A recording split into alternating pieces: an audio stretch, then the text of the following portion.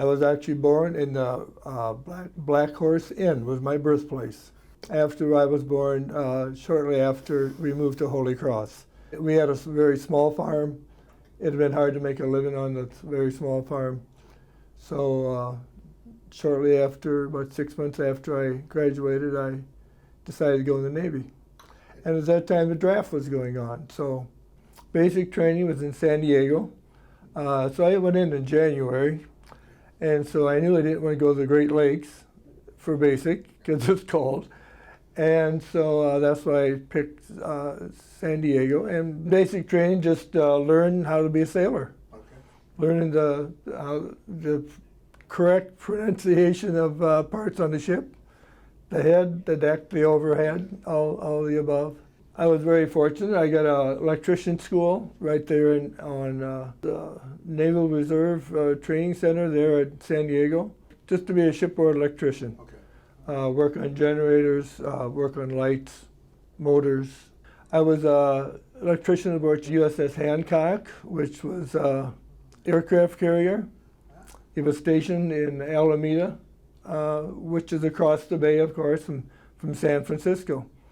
Alameda Naval Air Station. There was like 5 different electrical divisions aboard an aircraft carrier. You had a group that took care of nothing but the down in the holes, the generators, and all the equipment down in the holes in fire rooms. And then you had ones that took care of the equipment up in the flight decks. And then you had one that just took care of all the lighting in the ship. About a week after I reported aboard, we headed to Hawaii. And so Hawaii was our first stop on our way to the Western Pacific, to over by Vietnam. Well, first you get in Hawaii, the ship goes through a bunch of testing. You pull in and you take aboard a bunch of observers, and then you go out to sea and you go through sea trials, what they call it, so to see if you're ready for combat. Well, we would stop between the Philippines, Subic Bay, and then we would also stop at Japan, maybe during like a 8-month deployment. We would be stop at Japan maybe once or twice. My first Christmas was spent in Hong Kong.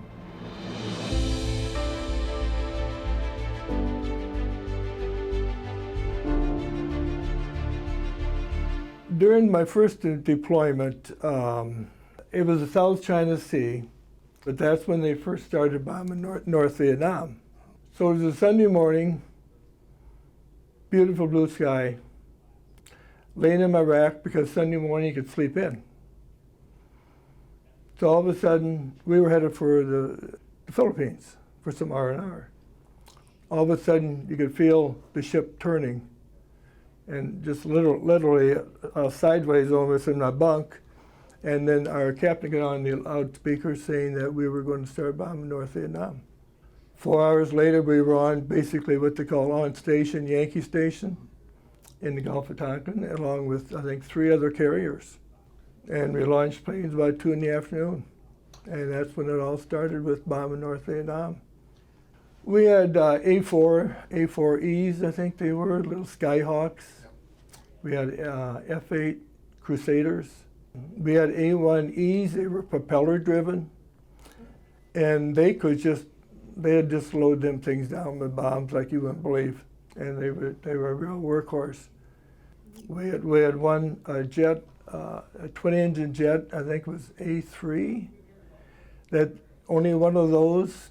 We had like 1 or 2 Willie Fudds for radar that would go up and fly the radar for when planes were being launched and stuff, and a few helicopters. The F8s are the only ones I think they loaded the Sidewinder missiles on, the air-to-air missiles for shooting down the MiGs. And those, they'd have them, if they didn't use them, they brought them back. When they come down and hit the deck, and they got their hook down, and I was told that they're supposed to hit it wide open. When they hit the deck, they hit it wide open in case they missed the hook. I saw one time where we had a Marine pilot that came aboard for training when we were off the coast of Hawaii. One time came down when he's playing and he missed the hook, but he didn't get it.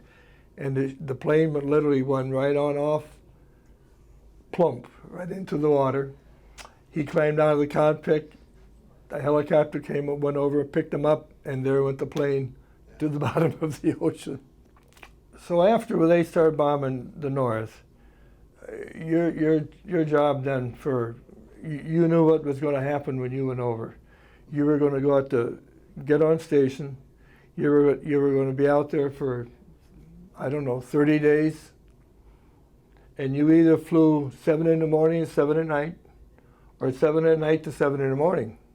They would kind of alternate between the 4 or 5 carriers. So you wouldn't get all night shifts, you wouldn't get all day shifts, but they flew 24/7. So because it was so hot, those boiler tenders, the guys that took care of the boilers down in the fire rooms, I mean, you couldn't literally, the handrails going to the fire rooms would be so hot you couldn't even hardly hang on to them.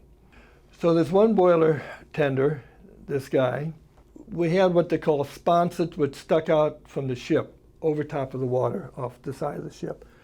So guys would go up there and take their blanket, lay it down, take their pillow, and sleep outside, basically. And so then he tells the person that's got to wait, he's got to relieve, you know, that I'm going to be up there, wake me up. So they went up to wake him up. He's not there.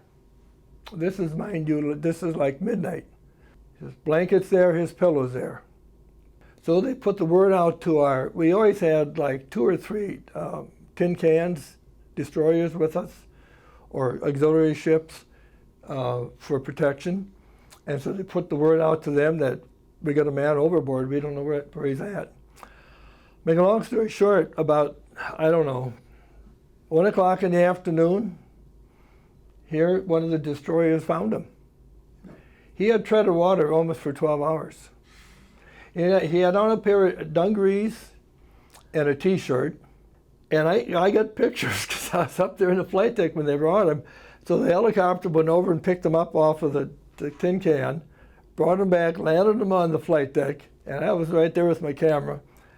And his dungarees, he couldn't close them more. They were wide open because they were just shrunk to his body from the salt water. But he was still alive. He was still alive. He treaded water that long.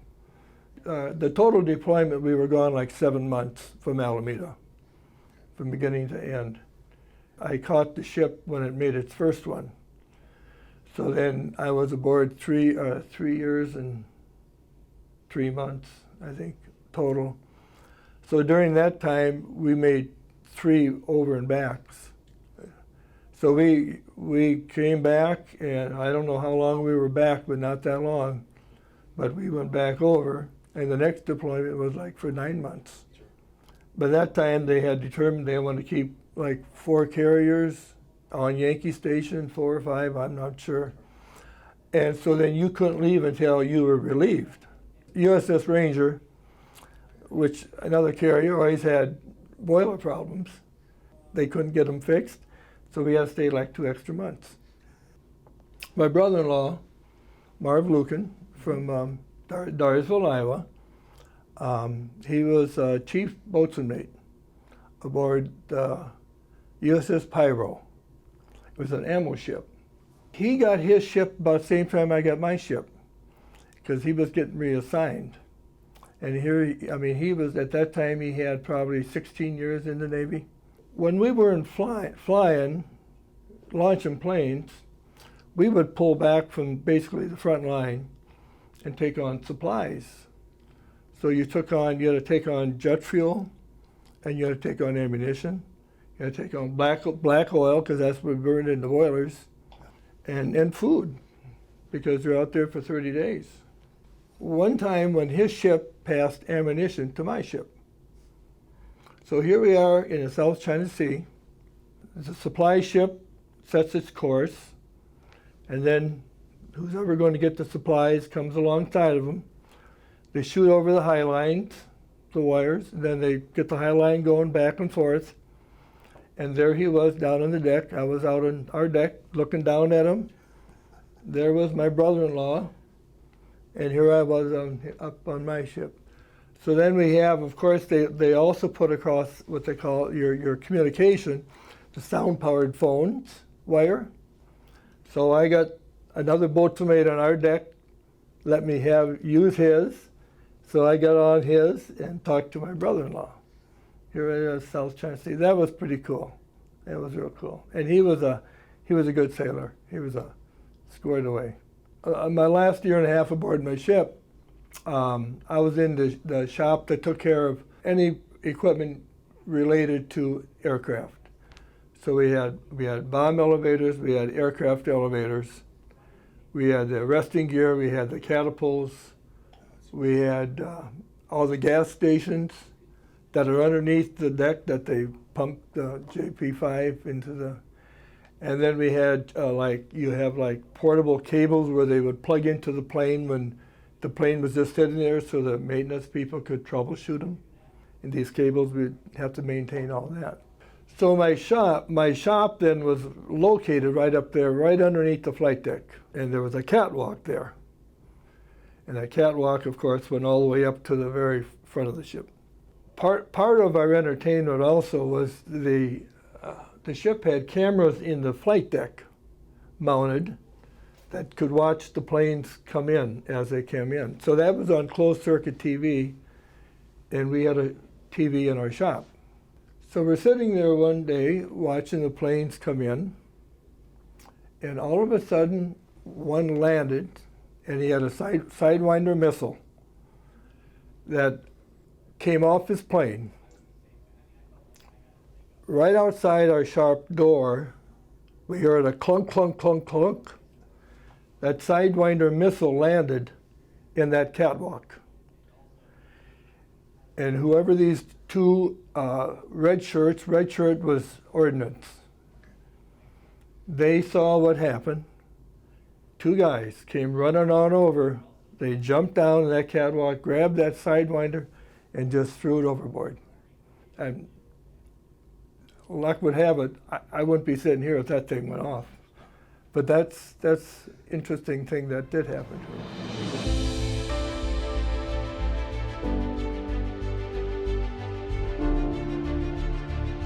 Because I could get a discount on the train and I never rode a train, so I thought I'd take a train ride home.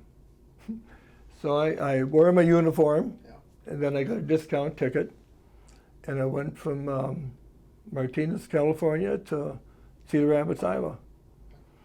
And wore my uniform the whole way in. Yeah, there was no problem. No problem. It's just interesting that I never really kept in contact with any of the guys, for one thing, for whatever reason. It was a good experience. Would I do it again? Absolutely. And I just blended back in. I got a job and went to work, and that was it, you know.